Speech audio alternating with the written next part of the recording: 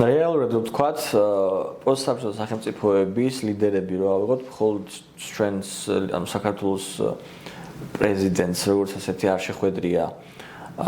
ტრამპი ამ პერიოდის განმავლობაში. დანარჩენს ყველას შეხვდა. ეს პირველ რიგში ლეგიტიმაციის პრობლემას მიუთითებს და ეს ცოტა სხვა საუბრის საქმეა, მაგრამ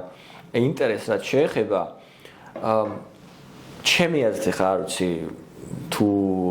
შემოდავება სურს ვინმეს მაგალითად შეიძლება კამათი, მაგრამ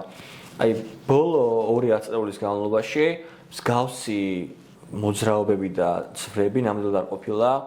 რეგიონში ამერიკის მხრიდან, როგორც ასეთი იქნებოდა ცენტრალური აზია თუ კავკასია. აქ განსაკუთრებული აქცენტი კეთდება ამერიკის მხრიდან აზერბაიჯანზე, იმიტომ რომ ის კასპიის ზღვის ძირითადი ქვეყანა არის ერთ-ერთი და ნავთობის მფლობელი არის და ასევე ლოჯისტიკის კუთხით ძალიან მნიშვნელოვანი არის ცენტრალური აზიიდან ევროპასთან დასაკავშირებლად და მეორე მხრივ აზერბაიჯანის გარდა მთლიანად ცენტრალურ აზიაზე კეთდება აქცენტი იქიდან გამომდინარე რომ რესურსები არის იქ დიდი